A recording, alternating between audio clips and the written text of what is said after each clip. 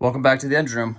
Doing another part to our camper toy hauler renovation series here. Last series, you guys can check out the other video. We had the old cabinet down here. We got to finish cleaning all that up, and we rebuilt this new cabinet. Way better use of our space. We're saving so much room, more functional room. And as you might remember from the other video, if you guys checked it out, we used this electrical panel. We're basically reusing the same concept, making a couple modifications and a couple upgrades in the process. This is right here. This is the supply right here. This goes behind that, out the side, and that goes out to an L530 generator port. That was originally 16 gauge wire. I guess I don't even have an excuse or reasoning for why that was 16 gauge wire feeding a 32 15 amp breakers. I guess we were just kind of testing things out as what we had on hand, and temporary became permanent. But now you can kind of check it out in there. It's 10 gauge wire, more than sufficient for what we're doing with this camper. Main load is probably going to be this electric heater right here. It's only 1,000 watts, but it should be more than sufficient what we need in this trailer. Right here, we got our 120 volt coming in. Goes to that outlet. Outlet goes to the battery charger. This will go to that BX cable right there, and that goes to the heater. What I'm going to finish up wiring here in a little bit is this 14.2 right here. That's going to run up. Actually, it's going to be right to an outlet right on the countertop there, and it's also going to run up to the microwave. Should be more than sufficient for what we need. So in that 2 gang right there, I'm going to have one outlet, 120, for when the generator or shore power is hooked up, but the other side is going to be off of that power inverter right there. Power inverter is going to be part of the 12 volt system there. It'll be right to that deep cycle battery we got in here. Ignore the mess right now. I'm going to clean all this up. It'll look real good in a little bit. So I just wanted to talk about this 30 amp square D panel here for a sec. When you purchase this, you can use it for a variety of different things. You can use it for an indoor appliance, an outdoor appliance, 220 volt, 120 volt. But the thing is, when you use it as a sub panel, like I'm using it here, you have to purchase that ground bar separate. That's about $7 at Home Depot. There's a little threaded hole in the back of it you thread it right into, and you can hook up all your grounds to that. So in a sub panel, you want your ground and your neutral separate. That helps prevent current from flowing through unintended paths. Unintended paths like the ground wire. You got to remember that ground wire is not intended to be a current carrying conductor. A good way I like to think of sub panels is a sub panel is really just a junction box with overcurrent protection. Having the ground and neutral separate also kind of prevents any parallel paths of faults back to the panel.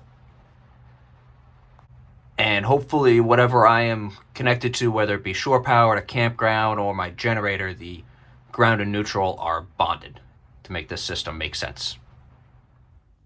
So onto the 12 volt portion of this, we have our deep cycle battery. Goes up to the disconnect right there. Kind of leaves us a little bit of room for future if we wanted to do parallel batteries in the system, but that seems more than sufficient for what we're doing with this thing. Goes right to our Blue Sea fuse panel. That from there, it's distributed to a bunch of 12 volt loads. What do we have? The fan, we have the lights, we have USB ports. Portion of that is also actually broken up into connecting right to this Power Max converter. Power Max converter is 12 volt supply, it's a 12 volt charger, 12 volt trickle charger, it does all 3 combinations right there. That thing is great, more than what we'll ever need, and it works wonderful. It's keeping that battery alive all the time. So, all right, I'm going to cut working in here and start cleaning all this up. Then I'm going to look back and check in a little bit and see how far I got. Go easy on me in the comments about all the wire tucking and not the prettiest looking setup. I'm not a real electrician, as you can probably tell. I cleaned up my mess there on the ground with a broom. Well, it's been a pretty good night, successful. We got the heater, BX cable all tidied up. We got a receptacle in there. We got all the 12 volt low voltage. All the 12 volt low voltage wires all tidied up, cleaned up. All secured. Got everything tied in. Cover back on the breaker box. Wires kind of tidied up. I still have a little cleaning up to do. All of these wires here are just extra wire from the old setup. I didn't feel like putting them all up and putting new connections on, so who knows what I do in the future. I just kind of coiled it up for now, and maybe in a couple of days I'll have a change of heart and I'll just cut it to length, put new connectors on, and put it all together. Started to get the inverter all hooked up. I got the 2-watt wire there. Probably gonna mount it right on that wall. That 14.2 Romex right there is gonna go right up to the receptacle up top. That's gonna be powered by the inverter when I need it. It'll be the one on the right over here. That goes down to that whip, right into the inverter. One on the left goes right down to the breaker box. It's also daisy chained into that one right up there for the microwave. It's all tight, nice and ready to go.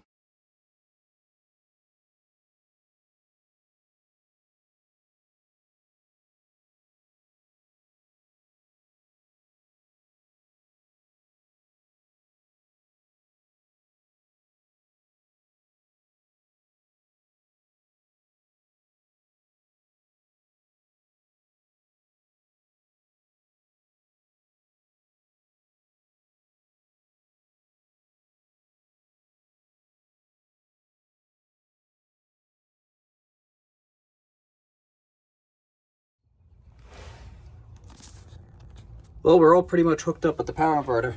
Got it mounted there on the wall. I got these custom cables going down to it. You might be thinking these are a little overkill, but they're not.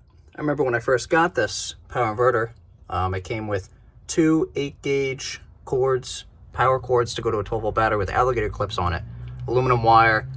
This thing is rated for 1600 starting and 800 watt continuous. So when I first got it, I figured I could start like a little mini fridge with it. I remember messing around with it, just kind of test it out, see how it works and everything like that, and make sure it was good.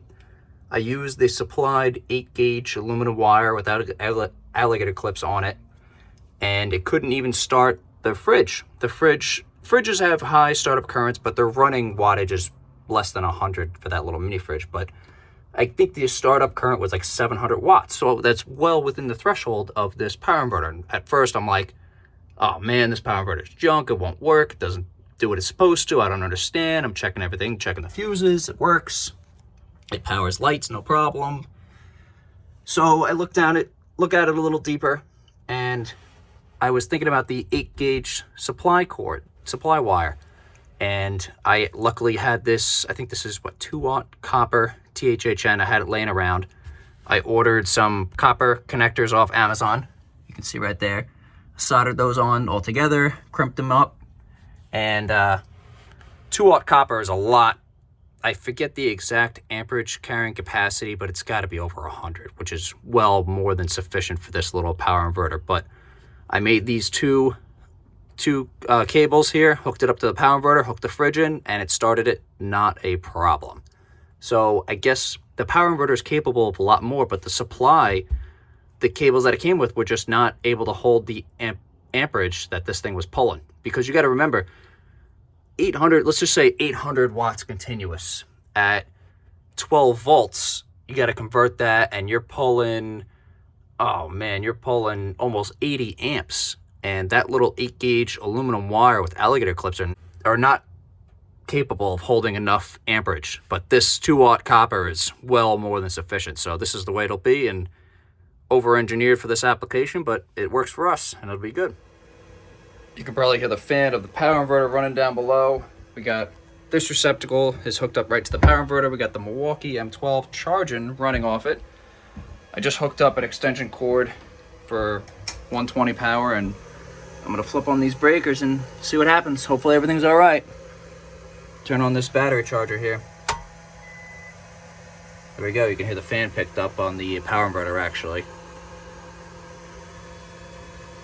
with the added juice from the charger. The other breaker just flipped right on, and we are good to go. Everything's working. No electrical fires yet. I don't smell anything burning.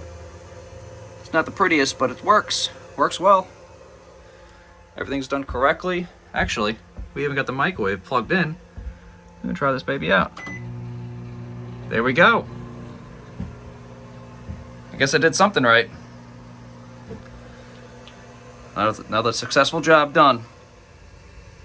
Well, just for a little peace of mind, I have my Klein tool tester gonna tell me how I wired my circuits well or not. Let's give them a check. So we got first outlet here. Kind of hard to see in the sun here, wow. But we got 2 on the right lit. We are good, correct wiring. We have, this is 120 volt power, shore power, correct. This is the power inverter, correct. And we have one more right up top for the microwave. That's not good. I'm gonna have to investigate what's going on together.